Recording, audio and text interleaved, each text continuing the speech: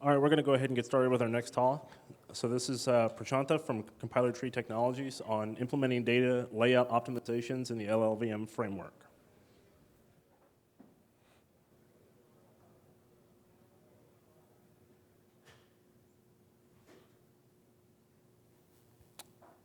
Right, good morning.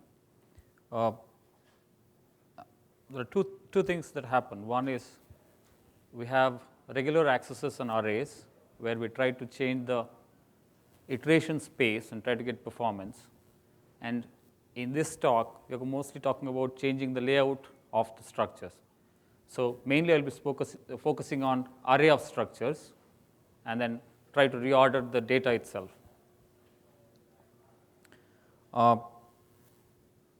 So I'm going to speak about structure peeling, structure splitting, and structure field reordering, struct array copy, instance interleaving, and array remapping, 4 optimizations. So this is a typical scenario. We have a structure with 3 fields where 2 of them are accessed more often than the other field. And ideally, we don't want to tag along all 3 together. We would like to have the hot fields together, but this is an indication only 3 fields, but typically, if you look at the workloads, there will be more than 3 fields. There will be 20 fields, 30 fields, but hardly 5 or 10 of them will be hot, and the rest will be cold. The peeled structure will look like, this is the part, that there is a hot part, this is the cold part, and we split it into 2 parts, and accesses will be modified accordingly. So the little bit variation of the peeling is a splitting where there is a self pointer, and I cannot create 2 separate structures because I need to traverse through the structure fields. So in this case, let's assume one field is hot and another is cold, and there is a pointer, there is a self pointer to the structure. So this is where we create another pointer to the cold part, and the original structure will have the hot field, and there will be a cold part, right? And there is a self pointer. So as I said earlier, this is not that there will be 1 or 2 fields. There will be typically structures are big, and only few fields are hot, and we try to keep the hot fields together, and the cold part will be separate. So we'll penalize if there is an access to the cold part, it will go through an extra indirection. So the hot parts will be normal, but the cold parts will have some penalty. But since the hot part is accessed far more than the cold part, we gain. So the implementation has 5 passes, 5 phases for the implementation. This is a module pass that's run on the entire program. So the first part is to go through the structure accesses in the program. It's called profile, but it's just going through the entire program and figuring out the structure accesses, and then trying to see which structures are suitable for this particular kind of optimization because we are reordering. Then reorder the fields and create two new structures. Then replace the old structure access. Like I go through the whole program again and replace the old structure access with the new structure access. We are not really using profile data. We're just trying to go through the program and assume that the regular access counts for 1, and anything in a loop nest will count for, say, 8. A typical loop will execute 8 times or 10 times, whatever the assumption.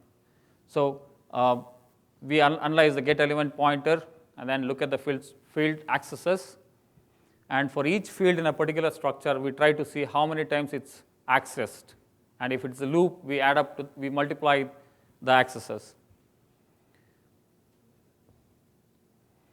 So we don't try to split or peel everything. Assume there is an access or a typecast from one particular structure has been typecast.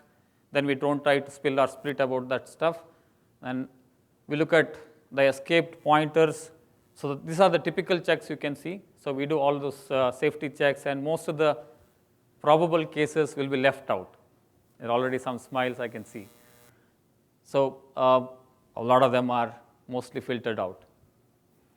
This is for some of the structures we can just reorder the fields to get most of the benefits. So this is what we want to experiment more on. Instead of changing and splitting the whole stuff, we might one day just want to reorder the fields and see what happens. Right? So then if the decision is about whether to split the structure or to peel the structure, whether to create a, if it has a self-referencing pointer, then we split it, otherwise peel. So if we don't do either of them, we are probably working on an algorithm where we're trying to reorder and see how much we gain out of it. Currently, it's just a work in progress. We are trying to minimize our effort.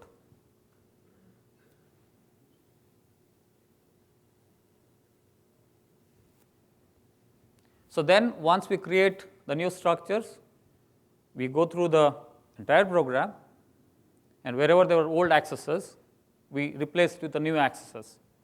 So the hot part, cold part, everything we change. So the cold part in case of split will have an additional structure, so that is kind of there is a double indirection whenever you see that part. Then second optimization, this is, see the other thing is these things are very benchmark specific and they are mainly spec driven, but sometimes we see this optimization otherwise. This one is, let's say here is an array of structure, number of elements is very high, a structure with the one particular field x, and that field is accessed here, if you can see here, it's accessed in a nested loop. It's a read operation, and we want to take that particular field and copy it to an array outside the loop, so that the access becomes, the cache will become like, it's next to each other, all those elements. Let's say the original structure, each structure is, let's say 100 bytes, then each access of this element will be 100 bytes apart. So it's not so ideal for cache memory. Now what happens on the right side is, since we are putting this particular field next to each other, when we access it in the loop nest, it will be we'll have a very good cache behavior. So from the double nested accesses, in the top we are going to again access the each field. So the first part is true, we are going to access the read field once, but here it's a nested loop in the second thing, so there is a nested loop, so then the cache memory becomes better. At this point we are considering only read-only accesses. So otherwise, if it's write access, then I have to copy back the array into the field of the structure. So currently we are looking at only read operations. So we are looking at reads of particular fields in nested loops. Again, the safety considerations are the same thing, whether it escapes, whether typecast, and all those things we are clear. Again, it's a model pass. We identify array of structures. So there are some profitability consideration already, like whether the array of structure has many elements, huge number of elements in the structure, like array has huge number of structures. Then we identify the loops where read-only access happens, so we look at 2 or above nested loops. And then legality, we try to look at whether the counter that must be known before entering the loop, that's, I believe, can be relaxed, but the one at the typecast escape ties is very strict. So then once we identify which are the ones to transform, we allocate a temporary array. So this is the reason we need the trip count. Then we create a loop to copy particular structure field into an array, then initialize the array with specific fields, and then again we go through the inner loop nest, then change that field access into array accesses. Once the loop, we come out of the loop, temporary array gets deallocated. The third one is instance interleaving. So this is again an array of structures where there are multiple fields. and each one of those fields is accessed. This is a degenerate case to illustrate what is the problem. So this happens in, I think, two spec benchmarks. So as you can see, a particular field A is accessed in one of the loops. The field B is accessed in another loop. The whole thing, the C is in another loop and D another loop, and the whole thing is in a nested. There is one more level of wrapper. There is another loop. So this case, the cache behavior is not ideal. This is an array of structures. We try to convert into structure of arrays. So what we would ideally like to have is multiple arrays, each one of the size n, and then each access to it will be from the array. So each loop that you can see there, the j loops, the inner loops, will have ideal cache behavior. Again, a module pass. So this is like we go through the loops to identify the array accesses, and then the Gory details. We take the get element pointers, the modified the accesses, and then everything happens. The last one. So this is where we try to change the array itself. Up to this point, we're looking at structures. This one is little bit more. We change the array itself. Oh man, what happened? Oh, okay. So I'll take an example now. Let's assume that there are so many things wrong here, a little bit wrong. Let's assume that a cache line size is 8 bytes and can hold only 2 elements, and each is an int. Let's assume that it's an int. A is an array. Let's assume that we access I plus 6, I plus 1, I plus 0, and I minus 5. Though I plus 1 and I plus 0 might land in the same cache line, in a small cache scenario, the first and the last element will not. Okay? So this is a pictorial representation. So phi is the iteration number. When you are looking at the iteration number I is equal to phi, I'm going to access 0, then 5, 6, and 11. Okay? 4 access in each iteration. We are taking a very small example, and actually a little bit bad, but still it's an example to illustrate the problem.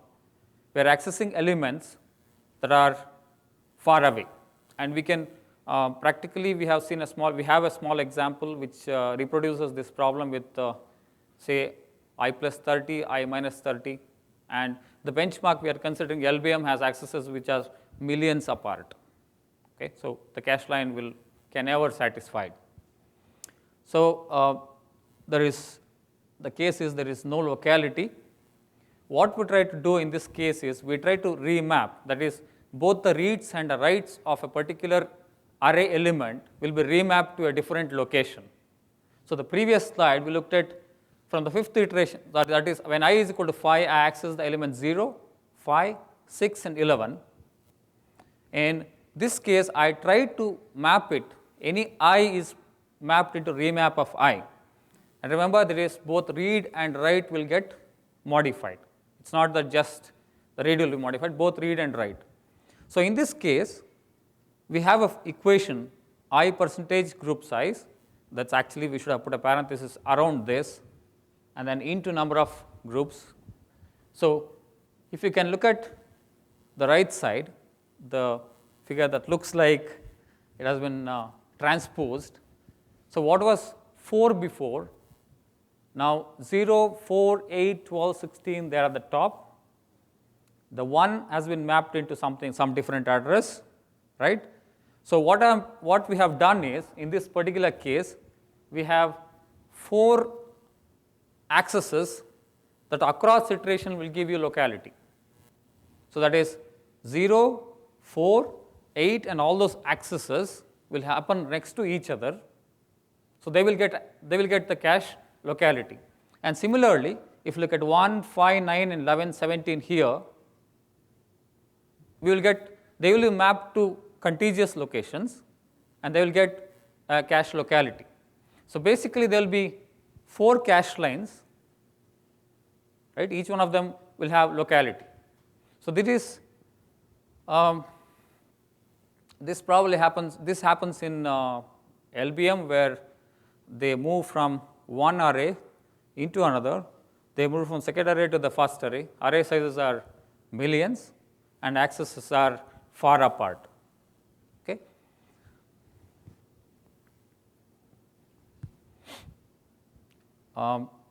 We look at that particular point to look at is the constant, ai plus constant. Then we look at the groups which have constant percentage stride. So in the example that we have taken, if you look at it, there are 4 groups. I goes from the increment goes 4. There is like plus 6, plus 1, plus 0, minus 5. They are chosen. Yeah, go ahead.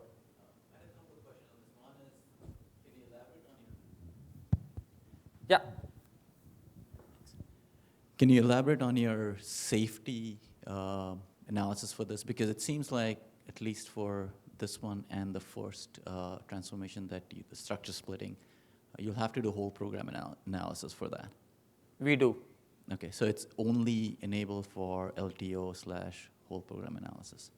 All of them, except for struct array copy, everything else has to be that way. Okay. Okay. So all of them you have to go through the entire whole program mode, look at every access. Yeah. So the last point to look at is if I have multiple elements. So what happens is, I was looking at it. See, there are 4 things: I plus 6, I plus 1, I plus 0, I minus 5. 4 accesses were there in the original example. If you look at it, the increment was 4. If you take a reminder, they map to 0, 1, 2, 3. Okay? So that's like a group of elements. So what we try to see is whether equal number of elements happen in each group. In this case, just 1 in each group, but it can have 2 in each group, or 3, and so on. Okay? So that if there are equal number of elements in each group, then we can do the transformation. Otherwise, we can't. Okay? This is the LLVM stuff. So the numbers we are still tuning. There's one part. Second, we don't have the exact numbers, but we know which optimization tunes which benchmark. So liquid quantum gains decently by structure splitting and peeling. MCF is a candidate for struct array copy and instance interleaving, and LVM, the SpecF benchmark, is for array remapping. And they gain when you look at specint rate or specFP rate more than single copy, more often than not. And we have experimented mostly on x86. So if you're looking for ARM, I don't have numbers, or we don't experiment on ARM. So what we want to do is a lot of them, like instance interleaving and structure splitting, we can do the analysis together. We can share the cost of the analysis. Combined legality and profitability, we have not even looked at how to say, when I combine optimization, what is the profitability factor or criteria. We have not even looked at those aspects. Then we don't know whether they interact with loop optimizers or not. We just haven't really experimented enough on that field. Okay? So our optimization runs at the beginning of the pipeline. So we are not even analyzed how it impacts, or if there is a profitability consideration. Okay? Let's thank our speaker.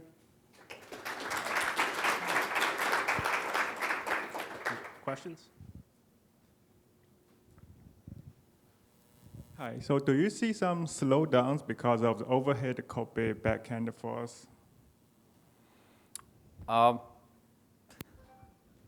So the way to look at is most of this optimization happen with very few benchmarks, but yes, they do.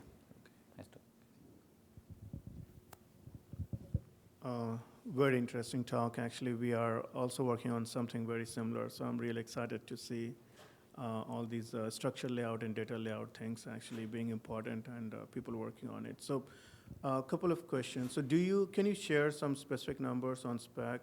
Like you mentioned 3 benchmarks which improved. Can you talk about some numbers like 5%, 10%?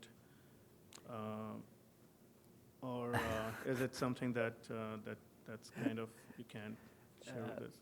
Yeah. See, typically the research papers and all these things, they look at spec rates, right? In a sense, you run 8 copy, 12 copy, Right. so that your memory bottleneck, say the memory bandwidth is the bottleneck, and that they try to project a huge number. Okay, but it's around single copy is usually lesser, single digit to early double digits. Okay. Okay, but something like let's say array remapping on a 8 copy or 12 copy can give you 50%, 60%, and all those things. Okay. Okay, but Okay. that's still pretty good. And what's the current state of your work? I mean, is it private copy or? It's a private copy, but we have the implementation.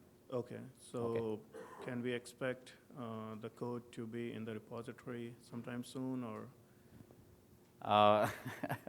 So one thing is this was done intermittently with our work. We work on consulting with people, Okay. right? So this was like we work currently also we're working on something else, and in between we chip in with this. Okay. Okay, and some of them is patented. I see. Okay, so don't expect it to be upstream unless the legal issues are handled. Okay. Okay, so I don't know about those issues. Some of them we might upstream actually. Structure splitting probably is pretty safe, I believe. So 1 or 2 of them will upstream if the reviews come fast. Okay. Okay. I'll be interested in reviewing, so if you don't get feedback, then please, I'll talk to you after the talk. Oh, and then we please, can- please. We'll meet after the session and we can see how it goes. Sure, Right. thanks. Right.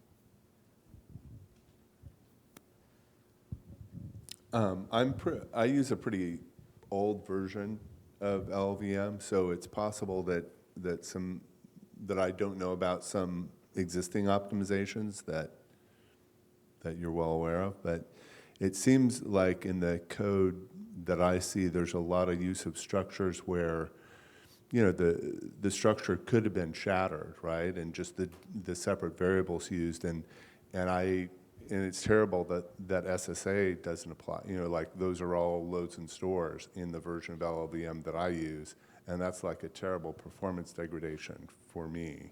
And I'm wondering whether there are now optimizations in LLVM that recognize situations like that and fully SSA, you know, like treat where they should structure variables as just like any other SSA type separate variable, or whether that's something that you might be considering doing.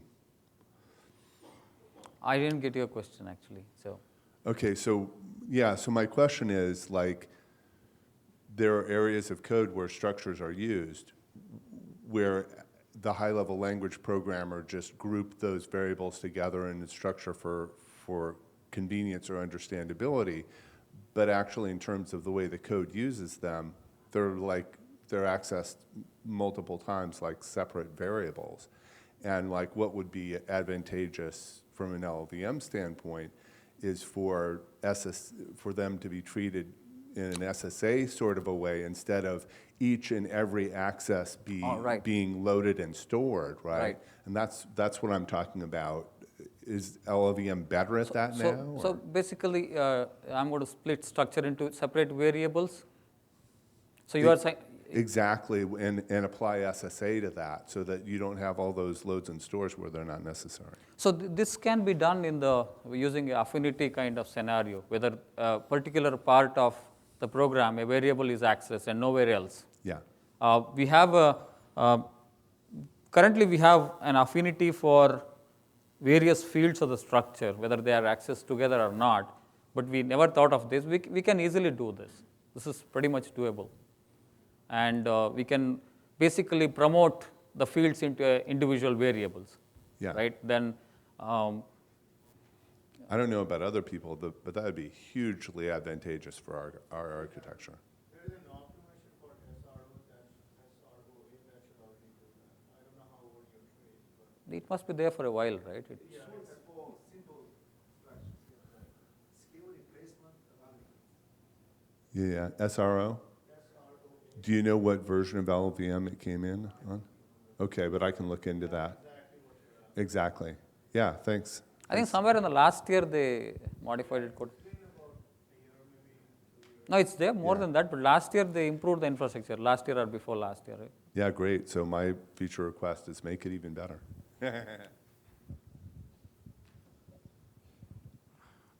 Did you encounter cases where you apply 2 of or 3 of the optimizations at once on one structure? For example, the array copy structure and instance interleaving seem very closely related, and I can think of examples where you can apply. You're right, So- right. I think MCF most probably. Okay.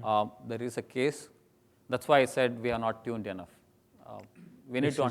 That's why I said we are not tuned enough. Mm-hmm. There are cases where multiple optimizations apply actually, Mm-hmm. and the order and all might count. So you do not. No, we have apply not really both. experimented enough actually. We have a static order of applying I things. see. Thanks. So a lot of the work you're describing is, I'll say, single-threaded in nature, and in highly multi-threaded applications, you can have 2 adjacent, very hot fields in a struct where you don't want the false sharing. That would just kill you. And so you actually need the opposite, which is to put them away from each other and get them on different cache lines. So does your stuff, the kind of things you're approaching, are you looking at those issues, or? No, we are not. We are not. It's a good one.